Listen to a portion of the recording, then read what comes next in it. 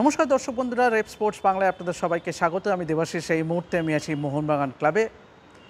Jamie ম্যাকলারেনের চোট নিয়ে কিন্তু ধোঁয়াশা বাড়ছে মোহনবাগান সুপার জায়ান্ট শিবিরে। আপনারা সবাই জানেন যে এই অস্ট্রেলিয়ান ফুটবলার কিন্তু গত কয়েকদিন ধরেই মোহনবাগান দলের সঙ্গে অনুশীলন করছেন না।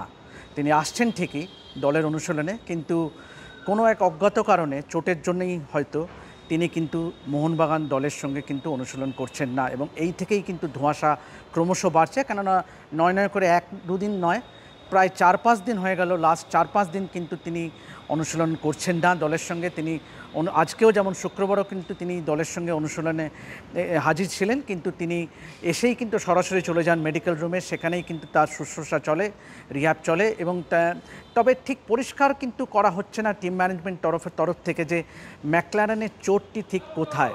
অবশ্যই আপনারা জানেন যে ডার্বি খেলার পরেই কিন্তু ডার্বিতে একর্ধ খেলেছিলেন তিনি, কিন্তু তারপরে তার একটু জ্বর হয়েছিল। কিন্তু তারপরের থেকেই কিন্তু ম্যাকলারেনের যে কী সমস্যা, কেন তিনি অনুশীলনে নামতে পারছেন না, তার চোটটি ঠিক কোথায়, অদ্ভুত কারণে কিন্তু এই চোটটি কিন্তু টিম ম্যানেজমেন্টের তরফ থেকে কিন্তু পরিষ্কার করা হচ্ছে না, এবং সেই থেকেই কিন্তু বাড়ছে ধোঁয়াশা। আপনারা সবাই জানেন যে মোহনবাগান সুপার জায়ান্ট তাদের AFC চ্যাম্পিয়ন্স লিগে অভিযান শুরু করবে আগামী 16 তারিখে, 16ই সেপ্টেম্বর তুর্কমেনিস্তানের দল আহাল এফকের বিরুদ্ধে যুব ভারতী ক্রীড়াঙ্গনে। কিন্তু তার আগে ম্যাকলারেনের এই চোট কিন্তু রীতিমতো চিন্তায় রাখছে কোচ হোসে মলিনাকে।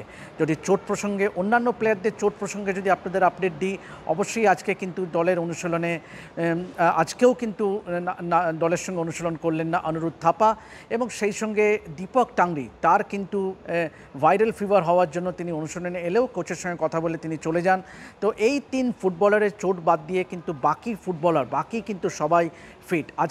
আজকে কিন্তু মনবীর সিংকে অনুশীলন করতে দেখা যায়। পুরো দস্তুর কিন্তু দলের সঙ্গে অনুশীলন করলেন। এইটি যেরকম একটি স্বস্তি দেবে কোচ হোসে মলিনাকে, কিন্তু অবশ্যই ম্যাকলারেনের চোট কিন্তু তাকে চিন্তায় রাখবেই।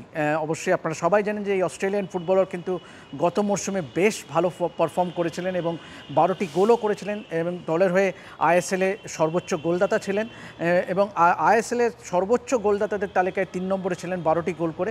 তবে ম্যাকলারেনের চোট কিন্তু ডেফিনেটলি চিন্তায় রাখবে মোহনবাগান সুপার জায়ান্ট শিবিরে। তবে পাশাপাশি আজকে যদি অনুশীলন প্রসঙ্গে বলি, আজকে কিন্তু দীর্ঘক্ষণ কিন্তু অনুশীলনে আজকে কোচ হোসে মলিনা জোর দিলেন কিন্তু সেট পিস মুভমেন্টের উপরে, এবং বেশ কিন্তু গত কয়েকদিন কিন্তু মেহতাব সিং, যিনি সদ্য যোগ দিয়েছেন দলের সঙ্গে, তিনি কিন্তু বেশ মানিয়ে নিচ্ছেন। অবশ্যই definitely Jose Molina scheme of থিংসে একটা বড় অংশ জুড়ে আছে মেহতাব সিং।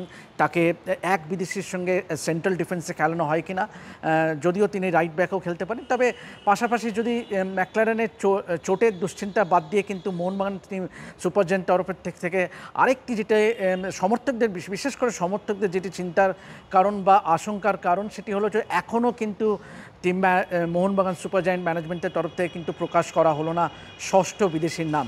তিনি আদৌ রবসন রবিনে হবে নাকি একজন অ্যাটাকিং মিডফিল্ডার, সেই নিয়ে কিন্তু এখনও কিন্তু কোনো অফিসিয়াল কোনো অ্যানাউন্সমেন্ট হয়নি মোহনবাগান সুপার জায়ান্টের তরফ থেকে। তবে আশা করা হচ্ছে নেক্সট 48 ঘন্টার মধ্যেই কিন্তু এই মর্মে অফিসিয়াল একটি অ্যানাউন্সমেন্ট আসবে। তো এই ছিল আজকে মোহনবাগান অনুশীলনের যাবতীয় আপডেট। আশা করছি আপনাদের এই ভিডিওটি ভালো লাগলে অবশ্যই লাইক শেয়ার করে দেবেন, এবং এভাবেই দেখতে থাকুন রেপ স্পোর্টস বাংলা। ফুটবলের যাবতীয় আপডেট পেতে অবশ্যই সাবস্ক্রাইব করুন রেপ স্পোর্টস বাংলা। আমি দেবাশিস আপাতত সাইন অফ করছি মোহনবাগান ক্লাব থেকে। ধন্যবাদ।